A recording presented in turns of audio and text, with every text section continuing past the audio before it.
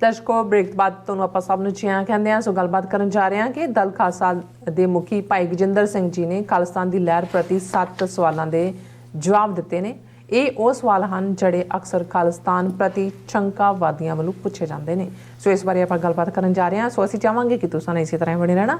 ਦੇਖਣ ਸੁਣ ਲਈ ਲਿਖਣ ਲਈ ਤੁਹਾਡਾ ਸਭ ਦਾ ਬਹੁਤ ਬਹੁਤ ਧੰਨਵਾਦ ਜੀ। ਡਾਕਟਰ ਸਾਹਿਬ ਕੀ ਵਿਚਾਰ ਹਨ? ਦੇਖੋ, ਕਿਉਂਕਿ ਅਸੀਂ ਕੈਨੇਡਾ ਵਿਜ਼ਿਟ 'ਤੇ ਸੀ, ਇਸ ਲਈ ਅਸੀਂ 29 ਸਤੰਬਰ ਦਾ ਦਿਨ ਜਿਹੜਾ ਖਾਸ ਤੌਰ 'ਤੇ 41 ਵਰ੍ਹੇ ਦਲ ਖਾਲਸਾ ਦਾ ਸਫ਼ਰ ਔਰ ਭਾਈ ਗਜਿੰਦਰ ਸਿੰਘ ਜਿਹੜੇ ਬਾਨੀਆਂ 'ਚੋਂ ਨੇ ਦਲ ਖਾਲਸਾ ਦੇ, ਉਹਨਾਂ ਦਾ ਜਲਾਵਤਨੀ ਦਾ ਸਫ਼ਰ, ਉਸ ਦੇ ਨਾਲ ਜੁੜਿਆ ਹੋਇਆ ਹੁਸ਼ਿਆਰਪੁਰ ਜ਼ਿਲ੍ਹੇ ਦੇ ਵਿੱਚ ਫੰਕਸ਼ਨ ਵੀ ਸੀ। ਔਰ ਦੂਸਰੇ ਪਾਸੇ ਅਸੀਂ ਪਹਿਲੇ ਸੈਗਮੈਂਟ 'ਚ ਜ਼ਿਕਰ ਕੀਤਾ ਹੈ ਕਿ ਰੋਡੇ ਪਿੰਡ 'ਚ ਭਾਈ ਅੰਮ੍ਰਿਤਪਾਲ ਸਿੰਘ ਵਾਰਸ ਪੰਜਾਬ ਦੇ ਸੇਵਾਦਾਰ ਦੇ ਨਾਤੇ ਅੱਗੇ ਆਏ ਨੇ, ਉਹਨਾਂ ਦੀ ਦਸਤਾਰਬੰਦੀ ਵੀ ਸੀ। ਲੇਕਿਨ ਅੱਜ ਮੇਰੀਆਂ ਨਜ਼ਰਾਂ 'ਚੋਂ ਗੁਜ਼ਰੀ ਹੈ ਉਹਨਾਂ ਦੀ ਕੱਲ੍ਹ ਦੀ ਲਿਖਤ ਭਾਈ ਗਜਿੰਦਰ ਸਿੰਘ ਹੋਰਾਂ ਦੀ, ਕਿਉਂਕਿ ਪਹਿਰੇਦਾਰ ਅਖਬਾਰ ਵੱਲੋਂ ਉਹਨਾਂ ਦੇ ਇੱਕ ਪੱਤਰਕਾਰ ਨੇ ਚਰਨਜੀਤ ਸਿੰਘ ਅੰਮ੍ਰਿਤਸਰ, ਉਹਨਾਂ ਨੇ 7 ਸਵਾਲ ਉਹਨਾਂ ਨੂੰ ਲਿਖ ਕੇ ਭੇਜੇ ਸੀ। ਔਰ ਮੈਂ ਜਦੋਂ ਇਹ ਦੇਖਿਆ ਤਾਂ ਮੈਨੂੰ ਇਹ ਲੱਗਾ ਵੀ ਬਹੁਤ ਵਾਰ ਇਹ ਸਵਾਲ ਥਾਂ ਥਾਈਂ ਪੁੱਛੇ ਜਾਂਦੇ ਨੇ ਔਰ ਇਹ ਇੱਕ ਚੰਗਾ ਹੋਏਗਾ ਕਿ ਅਸੀਂ ਜਿੱਥੇ ਭਾਈ ਗਜਿੰਦਰ ਸਿੰਘ ਹੋਰਾਂ ਦੀਆਂ ਸੇਵਾਵਾਂ ਨੂੰ ਅਸੀਂ ਰੈਕਗਨਾਈਜ਼ ਕਰਦੇ ਹਾਂ, ਉਹਨਾਂ ਨੂੰ ਟ੍ਰਿਬਿਊਟ ਹੈ, ਉਹਨਾਂ ਦੀ ਜ਼ਿੰਦਗੀ ਨੂੰ ਸੈਲਿਊਟ ਹੈ। ਔਰ ਦਲ ਖਾਲਸਾ ਜਿਸ ਨੇ ਇਹ ਲੰਬਾ ਸਫ਼ਰ 41 ਸਾਲ ਤਾਂ ਭਾਈ ਗਜਿੰਦਰ ਸਿੰਘ ਹੋਰਾਂ ਦੀ ਜਲਾਵਤਨੀ ਦੇ ਨੇ, ਪਰ ਦਲ ਖਾਲਸਾ ਦੇ 70s ਦੇ ਵਿੱਚ ਹੋਣ ਦੇ ਵਿੱਚ ਆਉਂਦਾ ਔਰ ਇਹਨਾਂ ਦੇ ਤਾਂ ਆਲਮੋਸਟ 5 ਦਹਾਕਿਆਂ ਦਾ ਸਫ਼ਰ ਹੈ। ਔਰ ਦਲ ਖਾਲਸਾ ਖਾਲਿਸਤਾਨ ਦੇ ਮੁੱਦੇ 'ਤੇ ਪੂਰੇ ਬੌਧਿਕ ਲੈਵਲ ਦੇ ਉੱਤੇ ਜਿਹੜਾ ਉਹ ਉਹਨਾਂ ਨੇ ਪਹਿਰਾ ਵੀ ਦਿੱਤਾ ਹੈ, ਆਪਣੇ ਸਫ਼ਰ ਨੂੰ ਵੀ ਅੱਗੇ ਤੋਰਿਆ। ਔਰ ਇਹ ਜਿਹੜਾ 15 ਅਗਸਤ ਨੂੰ ਨਕਾਰਨਾ ਹੈ, ਦੂਸਰਾ ਇਹ ਸਾਰੇ ਬਹੁਤ ਪਹਿਲਾਂ ਦਲ ਖਾਲਸਾ ਦੇ ਪੰਜਾਬ ਦੇ ਵਿੱਚ ਓਵਰਗਰਾਊਂਡ ਜਥੇਬੰਦੀ ਹੁੰਦੇ ਆ, ਉਹਨਾਂ ਦੇ ਐਕਸ਼ਨ ਸਨ ਜਿਨ੍ਹਾਂ ਨੂੰ ਅੱਜ ਭਰਵਾਂ ਹੁੰਗਾਰਾ ਮਿਲ ਰਿਹਾ। ਸੋ ਮੈਂ ਕੁਇਕਲੀ ਆਪਣਾ ਇਹਦੇ 'ਤੇ ਘੱਟ ਕਾਮੈਂਟ ਕਰਾਂਗਾ। ਮੈਂ ਉਹਨਾਂ ਦੀ ਦਾ ਹੀ ਜੋ ਜਵਾਬ, ਇੱਕ ਸਵਾਲ ਜਿਹੜਾ ਉਹਨਾਂ ਨੂੰ ਪੁੱਛਿਆ ਗਿਆ ਕਿ 41 ਸਾਲ ਦਾ ਸਮਾਂ ਲੰਘ ਚੁੱਕਾ ਹੈ, ਇਸ ਸਮੇਂ 'ਚ ਕੀ ਪ੍ਰਾਪਤ ਹੋਇਆ, ਕੀ ਹਾਸਲ ਹੋਇਆ ਤੇ ਕੀ ਗਵਾਇਆ। ਉਹਦਾ ਜਵਾਬ ਉਹਨਾਂ ਨੇ ਦਿੱਤਾ ਹੈ 41 ਸਾਲ ਦਾ ਸਮਾਂ ਬਹੁਤ ਲੰਮਾ ਹੁੰਦਾ ਹੈ, 4 ਦਹਾਕੇ ਬੀਤ ਗਏ ਨੇ, 4 ਪੀੜ੍ਹੀਆਂ ਬਚਪਨ ਤੋਂ ਜਵਾਨੀ ਤੱਕ ਪਹੁੰਚ ਚੁੱਕੀਆਂ ਨੇ। ਪਰ ਕੌਮੀ ਸੰਘਰਸ਼ ਦੇ ਹਵਾਲੇ ਨਾਲ ਗੱਲ ਕਰੀਏ ਤਾਂ ਇਹ ਸਮਾਂ ਇੰਨਾ ਵੀ ਲੰਮਾ ਨਹੀਂ ਹੈ ਕਿ ਕੌਮ ਅੱਕ ਥੱਕ ਕੇ ਕਿਸੇ ਪਛਤਾਵੇ ਦਾ ਸ਼ਿਕਾਰ ਹੋਵੇ। ਕੌਮੀ ਆਜ਼ਾਦੀ ਸੰਘਰਸ਼ ਕਈ ਵਾਰ ਕਈ ਪੀੜ੍ਹੀਆਂ ਤੱਕ ਲੜਨੇ ਪੈਂਦੇ ਨੇ ਤੇ ਅਸੀਂ ਇਸ ਲਈ ਮਾਨਸਿਕ ਤੌਰ 'ਤੇ ਤਿਆਰ ਹੋ ਕੇ ਤੁਰੇ ਹੋਏ ਲੋਕ ਹਾਂ। 1973-74 ਦੀ ਕਵਿਤਾ ਦੀਆਂ ਇਹ ਲਾਈਨਾਂ ਮੇਰੇ ਕਹਿ ਦੀ ਗਵਾਹੀ ਭਰਦੀਆਂ ਨੇ। ਨਜ਼ਮ ਉਹਨਾਂ ਨੇ 1973-74 ਲਿਖੀ, ਚਲੋ ਮਿੱਤਰੋ ਜੰਗਲਾਂ ਨੂੰ ਮੁੜ ਚਲੀਏ, ਜੰਗਲ ਸਾਨੂੰ ਆਵਾਜ਼ਾਂ ਮਾਰਦੇ ਹਨ, ਚੋਪੜੀਆਂ ਸਾਡੇ ਪੁੱਤ ਪੋਤਰੇ ਖਾਣਗੇ, ਸਾਨੂੰ ਤਾਂ ਦਰਖਤਾਂ ਦੇ ਪੱਤੇ ਪੁਕਾਰਦੇ ਹਨ। ਜਿੱਥੋਂ ਤੱਕ ਕੀ ਗਵਾਇਆ ਤੇ ਕੀ ਪਾਇਆ ਦੀ ਗੱਲ ਹੈ, ਇਹ ਕਿਸੇ ਕਾਰੋਬਾਰ ਦੀ ਗੱਲ ਨਹੀਂ ਹੈ ਤੇ ਨਾ ਹੀ ਮੁੱਖ ਮੰਤਰੀ ਬਣਨ ਲਈ ਚੁਣੇ ਰਾਹ ਦੀ ਗੱਲ ਹੈ ਕਿ ਗਵਾਇਆ ਤੇ ਪਾਇਆ ਦੇਖਿਆ ਜਾਵੇ। ਹਾਂ, ਸੰਘਰਸ਼ ਇੱਕ ਦੌਰ 'ਚੋਂ ਨਿਕਲ ਕੇ ਦੂਜੇ ਦੌਰ ਵਿੱਚ ਦਾਖਲ ਹੋ ਚੁੱਕਾ ਹੈ। ਦੁਨੀਆ ਭਰ ਵਿੱਚ ਖਾਲਿਸਤਾਨ ਦੀ ਗੱਲ ਹੋ ਰਹੀ ਹੈ, ਸੰਜੀਦਗੀ ਨਾਲ ਹੋ ਰਹੀ ਹੈ, ਲੋਕਾਂ ਦੀ ਹਮਾਇਤ ਵੀ ਮਿਲ ਰਹੀ ਹੈ। ਭਾਰਤ ਸਰਕਾਰ ਦੇ ਅੱਤ ਦੇ ਜ਼ੁਲਮਾਂ ਦੇ ਬਾਵਜੂਦ ਸੰਘਰਸ਼ ਦਾ ਜ਼ਿੰਦਾ ਰਹਿਣਾ ਤੇ ਲਗਾਤਾਰ ਨਵੀਂ ਜਨਰੇਸ਼ਨ ਨੂੰ ਆਪਣੇ ਵੱਲ ਖਿੱਚਦਾ ਰਹਿਣਾ ਸੰਘਰਸ਼ ਦੀ ਵੱਡੀ ਪ੍ਰਾਪਤੀ ਹੈ। ਮੈਂ ਸਮਝਦਾ ਵੀ ਬਿਲਕੁਲ ਮਾਕੂਲ ਉਹਨਾਂ ਦਾ ਜਵਾਬ ਹੈ ਕਿ ਸੰਘਰਸ਼ ਜੰਗ ਜਾਰੀ ਹੈ ਤੇ ਜਿਹੜੇ ਤੁਰਦੇ ਨੇ ਉਹਨਾਂ ਨੂੰ ਪਤਾ ਹੈ ਵੀ ਉਹਨਾਂ ਨੂੰ ਪੱਤੇ ਖਾਣੇ ਪੈਣਗੇ ਦਰਖਤਾਂ ਦੇ, ਪਰ ਉਹ ਇਸ ਆਸ ਨਾਲ ਹੁੰਦੇ ਨੇ ਕਿ ਭਾਈ ਇੱਕ ਦਿਨ ਜਿਹੜਾ ਸਾਡਾ ਵਿੱਢਿਆ ਸੰਘਰਸ਼ ਆ ਪੱਤੇ ਖਾ ਕੇ, ਇੱਕ ਦਿਨ ਸਾਡੇ ਪੁੱਤਰ ਪੋਤਰੇ ਜਾਂ ਪੜ ਪੋਤਰੇ ਜਾਂ ਉਹਨਾਂ ਦੇ ਅੱਗੋਂ ਪੁੱਤਰ ਪੋਤਰੇ ਪੜ ਪੋਤਰੇ ਕਿਸੇ ਦਿਨ ਤਾਂ ਉਹਨਾਂ ਨੂੰ ਚੋਪੜੀਆਂ ਮਿਲਣਗੀਆਂ। ਫਿਰ ਦੂਸਰਾ ਸਵਾਲ ਪੁੱਛਿਆ ਗਿਆ ਸੀ, ਪੰਜਾਬ 'ਚ ਸਿੱਖ ਸੰਘਰਸ਼ ਤਾਰ ਹੋ ਚੁੱਕਾ ਹੈ, ਅਜੇ ਹਾਲਾਤ 'ਚ ਤੁਹਾਨੂੰ ਨਹੀਂ ਲੱਗਦਾ ਕਿ ਜਲਾਵਤਨੀ ਦੀ ਬਜਾਏ ਭਾਰਤ ਆ ਕੇ ਸਿੱਖ ਸੰਘਰਸ਼ ਦੀ ਵਾਗਡੋਰ ਸਾਂਭੀ ਜਾਏ? ਉਸ ਦਾ ਉਹਨਾਂ ਨੇ ਜਵਾਬ ਦਿੱਤਾ ਹੈ, ਮੈਂ ਤੁਹਾਡੇ ਇਸ ਸਵਾਲ ਨਾਲ ਸਹਿਮਤ ਨਹੀਂ ਹਾਂ ਕਿ ਪੰਜਾਬ ਵਿੱਚ ਸੰਘਰਸ਼ ਤਾਰ ਹੋ ਚੁੱਕਾ ਹੈ। ਦਲ ਖਾਲਸਾ ਸੰਘਰਸ਼ ਦੀ ਸਭ ਤੋਂ ਪੁਰਾਣੀ ਤੇ ਮੋਢੀ ਜਥੇਬੰਦੀ ਹੈ। ਤੇ 6 ਅਗਸਤ 1978 ਤੋਂ ਅੱਜ ਤੱਕ ਲਗਾਤਾਰ ਸੰਘਰਸ਼ਸ਼ੀਲ ਹੈ। ਜਥੇਬੰਦੀ ਦੀ ਲੀਡਰਸ਼ਿਪ ਦੀਆਂ 3/4 ਪੀੜ੍ਹੀਆਂ ਅੱਜ ਇਕੱਠੀਆਂ ਇੱਕ ਝੰਡੇ ਥੱਲੇ ਕੰਮ ਕਰ ਰਹੀਆਂ ਹਨ। ਮੈਂ ਇਹ ਦਾਅਵਾ ਤਾਂ ਨਹੀਂ ਕਰਦਾ ਕਿ ਸਾਰਾ ਪੰਜਾਬ ਸਾਡੇ ਨਾਲ ਹੈ, ਪਰ ਲੋਕਾਂ ਦੇ ਜਜ਼ਬਾਤ ਸਾਡੇ ਨਾਲ ਹਨ। ਦਲ ਖਾਲਸਾ ਦੇ ਹਰ ਮੁਜ਼ਾਹਰੇ ਵਿੱਚ ਲੋਕਾਂ ਦੀ ਸ਼ਮੂਲੀਅਤ ਵੱਧਦੀ ਜਾਂਦੀ ਹੈ। ਦਲ ਖਾਲਸਾ ਤੋਂ ਇਲਾਵਾ ਵੀ ਕਈ ਜਥੇਬੰਦੀਆਂ ਪੰਜਾਬ ਵਿੱਚ ਦ੍ਰਿੜਤਾ ਨਾਲ ਕੰਮ ਕਰ ਰਹੀਆਂ ਹਨ। ਵਿਚਾਰਾਂ ਤੇ ਕੰਮ ਕਰਨ ਦੇ ਢੰਗ ਤਰੀਕਿਆਂ ਵਿੱਚ ਫਰਕ ਦੇ ਹੋਣ ਦੇ ਬਾਵਜੂਦ ਇਹਨਾਂ ਜਥੇਬੰਦੀਆਂ ਵਿੱਚ ਕੋਈ ਆਪਸੀ ਵੱਡਾ ਵਿਰੋਧ ਨਹੀਂ ਹੈ। ਭਾਰਤੀ ਹਾਕਮਾਂ ਵੱਲੋਂ 15 ਅਗਸਤ ਵਾਲੇ ਦਿਨ ਪੰਜਾਬ ਭਰ ਵਿੱਚ ਤਿਰੰਗਾ ਥੋਪਣ ਦੀ ਕੋਸ਼ਿਸ਼ ਦਾ ਜਿਵੇਂ ਸਭ ਨੇ ਵਿਰੋਧ ਕੀਤਾ ਤੇ ਖੰਡੇ ਵਾਲੇ ਝੰਡਿਆਂ ਨਾਲ ਜਿਵੇਂ ਪੰਜਾਬ ਪੰਥਕ ਰੰਗ ਵਿੱਚ ਰੰਗਿਆ ਗਿਆ, ਉਹ ਇਸ ਗੱਲ ਦਾ ਸਬੂਤ ਹੈ ਕਿ ਸੰਘਰਸ਼ ਤਾਰ ਨਹੀਂ ਹੋਇਆ, ਮਜ਼ਬੂਤ ਹੋਇਆ ਤੇ ਬੁਲੰਦ ਹੋਇਆ। ਇਹ ਵੀ ਬਾਦਲੀਲ ਜਵਾਬ ਹੈ।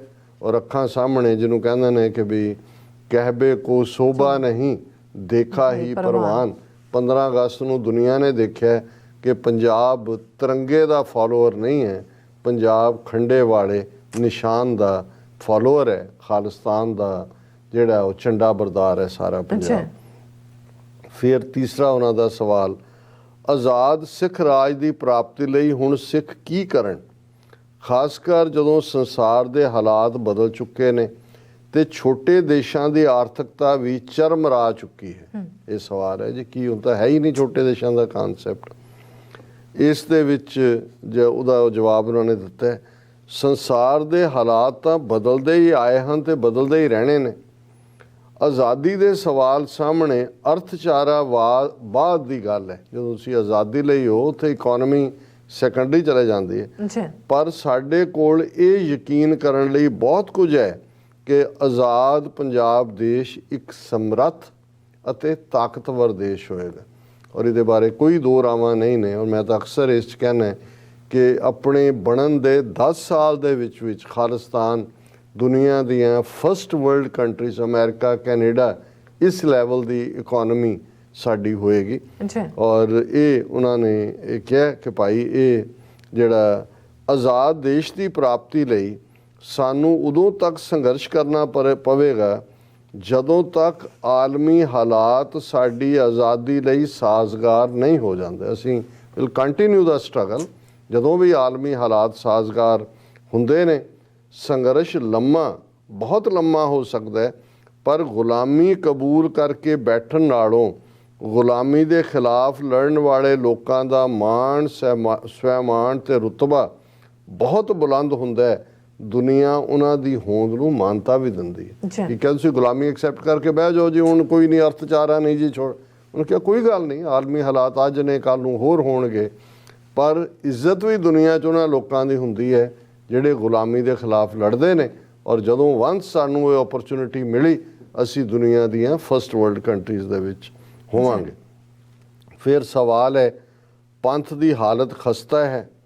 ਸ਼੍ਰੀ ਅਕਾਲ ਤਖਤ ਸਾਹਿਬ ਦੇ ਇੱਕ ਤੋਂ ਵੱਧ ਜਥੇਦਾਰ ਹਨ, ਕੌਮੀ ਹਾਲਾਤ ਬਦਤਰ ਹਨ, ਸਿੱਖਾਂ ਵਿੱਚ ਲੀਡਰਸ਼ਿਪ ਦੀ ਘਾਟ ਹੈ ਤੇ ਹਾਲਾਤ ਖਾਲਸਾ ਜੀ ਕੇ ਬੋਲਬਾਲੇ ਤੇ ਪੰਥ ਕੀ ਜੀਤ ਵਾਲੀ ਸੋਚ ਤੇ ਵਿਚਾਰਧਾਰਾ ਤੇ ਕਿਵੇਂ ਕੰਮ ਹੋ ਸਕਦਾ। ਇਹ ਕਿਉਂਕਿ ਮੈਂ ਇਸ ਲਈ ਚੁਣੇ ਨੇ ਕਿ ਆਮ ਲੋਕਾਂ ਦੇ ਦੇਖੋ ਜੀ, ਅਕਾਲ ਤਖਤ ਜੀ ਉੱਥੇ ਫਲਾਣਾ ਜੀ, ਕੌਣ ਜੀ ਇਹ ਕਹਿੰਦਾ ਜੀ, ਉਹਦਾ ਉਹਨਾਂ ਨੇ ਜਵਾਬ ਦਿੱਤਾ ਹੈ। ਜਵਾਬ, ਪੰਥ ਦੀ ਹਾਲਤ ਖਸਤਾ ਨਹੀਂ ਹੈ। ਕਿਸੇ ਵੇਲੇ ਪੰਥ ਅਖਵਾਉਣ ਵਾਲੀ ਪਾਰਟੀ ਅਕਾਲੀ ਦਲ ਬਾਦਲ ਦੀ ਹਾਲਤ ਜ਼ਰੂਰ ਖਸਤਾ ਹੈ ਤੇ ਉਹ ਇੱਕ ਪਰਿਵਾਰ ਦੇ ਕਬਜ਼ੇ ਹੇਠ ਪੰਥਕ ਜਜ਼ਬਾਤ ਅਤੇ ਹਿੱਤਾਂ ਤੋਂ ਟੁੱਟਣ ਕਰਕੇ ਹੈ। ਇਹਨਾਂ ਦੀ ਖਸਤਾ ਹਾਲਾਤ ਨੇ ਜੋ ਖਲਾਅ ਪੈਦਾ ਕੀਤਾ ਹੈ, ਉਹ ਕੌਮੀ ਆਜ਼ਾਦੀ ਸੋਚ ਵਾਲੀਆਂ ਜਥੇਬੰਦੀਆਂ ਪੁਰ ਕਰ ਰਹੀਆਂ। ਜੇ ਅਕਾਲੀ ਦਲ ਬਾਦਲ ਦੀ ਹਾਲਤ ਖਸਤਾ ਹੋਈ ਹੈ ਤੇ ਅੱਜ ਉਹ ਸ਼੍ਰੋਮਣੀ ਅਕਾਲੀ ਦਲ ਅੰਮ੍ਰਿਤਸਰ ਹੋਏ, ਦਲ ਖਾਲਸਾ ਹੋਏ ਜਾਂ ਵਾਰਸ ਪੰਜਾਬ ਦੇ ਜਿਵੇਂ ਨੌਜਵਾਨ ਇੱਧਰ ਨੂੰ ਤੁਰੇ ਨੇ, ਉਸ ਗੈਪ ਨੂੰ ਵੀ ਭਰ ਰਹੇ ਨੇ ਜਿਹੜਾ ਇਹਨਾਂ ਨੇ ਖਾਲੀ ਕੀਤਾ ਆਪਣੀ ਖੁਦਗਰਜ਼ੀ ਵਾਲੀ ਰਾਜਨੀਤੀ ਕਰਕੇ। ਫਿਰ ਅਗਲਾ ਸਵਾਲ ਹੈ, ਜਿਸ ਪੰਥ ਦੀ ਖਾਤਰ ਆਪਣੀ ਤੇ ਆਪਣੇ ਪਰਿਵਾਰ ਦੀ ਜ਼ਿੰਦਗੀ ਜਲਾਵਤਨੀ 'ਚ ਗੁਜ਼ਾਰੀ, ਉਸ ਪੰਥ ਨੇ ਕਦੇ ਸਾਰ ਲਈ। ਔਰ ਮੈਨੂੰ ਇਹ ਕਮਜ਼ੋਰ ਗੱਲ ਲੱਗਦੀ ਹੁੰਦੀ, ਹੁਣ ਵੀ ਮੈਂ ਸੀਐਟਲ ਜਾਂ ਦੂਜੇ ਬਹੁਤ ਵਾਰ ਮੇਰੇ ਵੱਲ ਇਸ਼ਾਰਾ ਕਰਕੇ ਜਿਹੜੇ ਸਾਡੇ ਹਮਦਰਦ ਨੇ ਕਹਿਣਗੇ ਦੇਖੋ ਜੀ ਇਹਨਾਂ ਨੇ ਘਰ-ਬਾਰ ਛੱਡਿਆ, 35-40 ਸਾਲ ਇਹਨਾਂ ਕੋਲ ਤਾਂ ਸਿਰ ਤੇ ਛੱਤ ਵੀ ਨਹੀਂ ਹੈ, ਕਿਵੇਂ ਹੈ।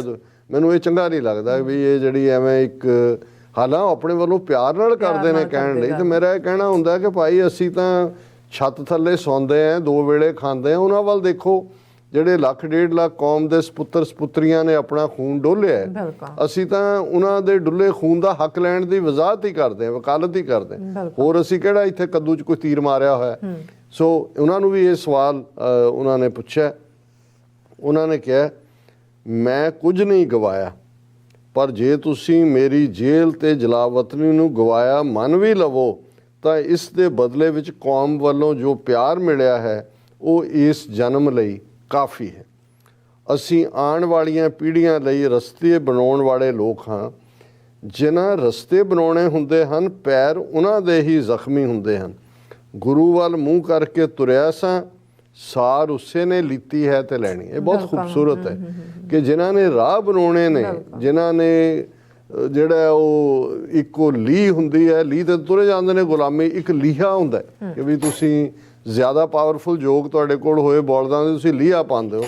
ਤੇ ਜਿਨ੍ਹਾਂ ਨੇ ਲੀਹਾ ਪਾਉਣਾ ਉਹ ਜ਼ਾਹਰ ਹੈ ਤਕਲੀਫ ਚੋਂ ਵੀ ਲੰਘਣਗੇ, ਪਰ ਜਿਹੜੇ ਉਹਨਾਂ ਦੇ ਮਗਰ ਆਉਣ ਵਾਲੇ ਨੇ ਉਹਨਾਂ ਦਾ ਰਾਹ ਸੌਖਾ ਹੋ ਜਾਂਦਾ। ਫਿਰ 6ਵਾਂ ਸਵਾਲ ਹੈ ਕਦੇ ਘਰ ਵਾਪਸੀ ਦਾ ਮਨ ਨਹੀਂ ਹੋਇਆ, ਕਦੇ ਇਹ ਨਹੀਂ ਜੀ ਕੀਤਾ ਵੀ ਮੈਂ ਘਰ ਮੁੜਾਂ। ਉਹਨਾਂ ਕਿਹਾ ਘਰ ਵਾਪਸੀ ਤੇ ਦਿਲ ਕਿਉਂ ਨਹੀਂ ਕਰਨਾ ਜੀ, ਪਰ ਘਰ ਬਣਿਆ ਹੀ ਕਿੱਥੇ ਹੈ ਜਿੱਥੇ ਵਾਪਸੀ ਕਰਾਂ। ਇਹ ਹੈ ਇੱਕ ਦੇ ਲਈ ਘਰ ਛੱਤਾਂ ਹੈ ਸੀਮੈਂਟ, ਇੱਕ ਲਈ ਘਰ ਕੌਮੀ ਘਰ ਖਾਲਿਸਤਾਨ। ਉਹਨੇ ਕਿਹਾ ਵੀ ਖਾਲਿਸਤਾਨ ਬਣ ਗਿਆ ਕਿਉਂ ਨਾ ਮੁੜਾਂਗੇ, ਪਰ ਹੈ ਬਣਿਆ ਕਿੱਥੇ ਹੈ। ਜਿਸ ਗੁਲਾਮੀ ਦੇ ਖਿਲਾਫ ਲੜਨ ਨਿਕਲਿਆ ਸਾਂ ਉਸੇ ਗੁਲਾਮੀ ਵਿੱਚ ਪਰਤਣ ਨੂੰ ਕਦੇ ਦਿਲ ਨਹੀਂ ਕੀਤਾ ਕਿ ਜਿਵੇਂ ਛੱਡਿਆ। ਔਰ ਇਹੀ ਐਡਮਿੰਟਨ ਜਿਹੜੇ ਸਾਨੂੰ ਡਰਾਈਵ ਕਰਕੇ ਇੱਕ ਥੋਂ ਦੂਜੀ ਥਾਂ ਲਿਜਾ ਰਹੇ ਸੀ, ਹਾਲਾਂ ਉਹ ਭਰੇ ਸੱਜਣ ਸੀ, ਉਹ ਕਹਿੰਦੇ ਜੀ ਇੰਨੇ ਸਾਲ 35 ਸਾਲ ਤੁਸੀਂ ਗਏ ਹੀ ਨਹੀਂ, ਜੀ ਨਹੀਂ ਕਰਦਾ। ਤੇ ਮੈਂ ਉਹਨਾਂ ਨੂੰ ਕਿਹਾ ਵੀ ਜਿਹੜੇ ਬਾਗੀ ਹੁੰਦੇ ਨੇ ਉਹਨਾਂ ਕੋਲ 2 ਹੀ ਰਸਤੇ ਹੁੰਦੇ ਨੇ ਵਾਪਸ ਮੁੜਨ ਦੇ, ਜਾਂ ਜਿੱਤ ਕੇ ਜਾਣਾ ਜਾਂ ਮਰਨ ਲਈ ਜਾਣਾ। ਸੋ ਸ਼ਹਾਦਤਾਂ ਬਹੁਤ ਹੋਈਆਂ, ਉਹਦੇ ਲਈ ਨਹੀਂ ਹੈ। ਹੁਣ ਜਿਹੜਾ ਫਾਈਨਲ ਪੜਾਅ ਹੈ, ਜੇ ਲੋੜ ਪਏਗੀ ਤਾਂ ਜ਼ਰੂਰ, ਜੇ ਗੁਰੂ ਨੇ ਉਸ ਰਸਤੇ ਹੀ ਤੋਰਨਾ ਹੋਇਆ ਸ਼ਹਾਦਤ, ਜਿਵੇਂ ਸਰ ਜਸਵੰਤ ਸਿੰਘ ਖਾਲੜਾ ਕਹਿੰਦੇ ਸੀ ਵਿਰਲਿਆਂ ਨੂੰ ਨਸੀਬ ਹੁੰਦੀ ਹੈ, ਪਰ ਘੱਟੋ ਘੱਟ ਗੁਲਾਮੀ ਨਾਲ ਸਮਝੌਤਾ ਨਹੀਂ। ਖਾਲਸਾ ਬਾਦਸ਼ਾਹ ਜਾਂ ਬਾਗੀ ਇਹ ਉਹੀ ਹੈ। ਔਰ ਇੱਕ ਆਖਰੀ ਸਵਾਲ, ਉਹਨਾਂ ਦੀ ਇੱਕ ਤਸਵੀਰ ਬੜੀ ਚਰਚਾ 'ਚ ਹੈ ਕਿ ਬਈ ਉਹਨਾਂ ਨੇ ਜਵਾਨੀ ਤੋਂ ਬੁਢਾਪੇ ਤੱਕ, ਉਹਨਾਂ ਨੇ ਕਿਹਾ ਤਸਵੀਰ ਦੀ ਚਰਚਾ ਬਾਰੇ ਮੈਂ ਕੀ ਕਹਾਂ।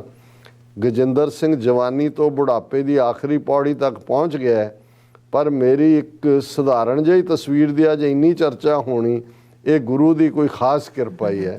ਸੋ ਅਸੀਂ ਜਿਹੜਾ ਹੈ ਮੈਂ ਤਾਂ ਚਾਹਾਂਗੀ ਅੱਗੇ ਆਪਾਂ ਜਿਹੜਾ ਨੈਕਸਟ ਸੈਗਮੈਂਟ ਨਾ ਕਰੀਏ, ਜੇ ਤੁਸੀਂ ਚਾਹੁੰਦੇ ਹੋ ਤੇ ਅੱਜ ਦਾ ਵਿਚਾਰ ਜਿਹੜਾ ਸਾਡੇ ਦਰਸ਼ਕਾਂ ਦੇ ਸਾਂਝਾ ਕਰ ਦਿਓ, ਕਿਉਂਕਿ ਟਾਈਮ ਆਲਰੇਡੀ ਹੋ ਚੁੱਕਿਆ। 7 ਦਿਨ ਬਾਅਦ ਆਏ ਹੋ ਤੇ ਅਜੇ ਵੀ ਵਾਧੂ ਟਾਈਮ ਨਹੀਂ ਦੇ ਕੇ, ਚਲੋ ਕੋਈ ਗੱਲ ਨਹੀਂ, ਤੁਹਾਡੀ ਗੱਲ ਮੰਨ ਲੈਂਦੇ ਹਾਂ। ਸੋ ਅੱਜ ਦਾ ਵਿਚਾਰ ਨਹੀਂ ਹੋਏਗਾ, ਮੈਂ ਤਾਂ ਕਹਿ ਰਹੀ ਸੀ ਜੇ ਅੱਜ ਦਾ ਵਿਚਾਰ ਕਰਨਾ ਤੇ ਕਰ ਲਓ। ਉਹ ਫਿਰ ਅੱਜ ਦਾ ਵਿਚਾਰ ਲੰਬਾ ਸ਼ਬਦ ਹੈ ਜੀ। ਡਾਕਟਰ ਸਾਹਿਬ ਤੁਹਾਡਾ ਬਹੁਤ ਬਹੁਤ ਸ਼ੁਕਰੀਆ, ਤੁਸੀਂ ਆਪਣੇ ਵਿਚਾਰ ਸਾਡੇ ਦਰਸ਼ਕਾਂ ਨਾਲ ਸਾਂਝੇ ਕੀਤੇ ਨੇ। ਸੋ ਇਸ ਨਾਲ ਆਪਣੇ ਵਿਊਅਰਸ ਕੋਲ ਲੈਣੇ ਇਜਾਜ਼ਤ। ਵਿਊਅਰਸ, ਸਾਡੇ ਪ੍ਰੋਗਰਾਮ ਦਾ ਸਮਾਂ ਇੱਥੇ ਸਮਾਪਤ ਹੁੰਦਾ ਹੈ। ਤੁਸੀਂ ਆਪਣੀ ਰਾਏ ਤੇ ਸੁਝਾਅ ਸਾਨੂੰ ਭੇਜਣਾ ਭੁੱਲਣਾ ਸਾਡੇ ਇਸ ਪਤੇ ਤੇ sos@tv4.tv ਤੇ ਅਸੀਂ ਆਪਣਾ ਪ੍ਰੋਗਰਾਮ ਲੈ ਕੇ ਫਿਰ ਦੁਬਾਰਾ ਤੁਹਾਡੇ ਸਨਮੁਖ ਹੋਵਾਂਗੇ। ਤਦ ਤੱਕ ਲਈ ਮੈਨੂੰ ਤੇ ਆਪਣਾ ਸੁਣਾ ਗਿਆ ਦਿਓ। ਦੇਖਦੇ ਰਹੋ TV 84, ਬੁਲਾ ਦਿਓ ਫਤਿਹ। ਵਾਹਿਗੁਰੂ ਜੀ ਕਾ ਖਾਲਸਾ, ਵਾਹਿਗੁਰੂ ਜੀ ਕੀ ਫਤਿਹ। ਰੱਬ ਰਾਖਾ।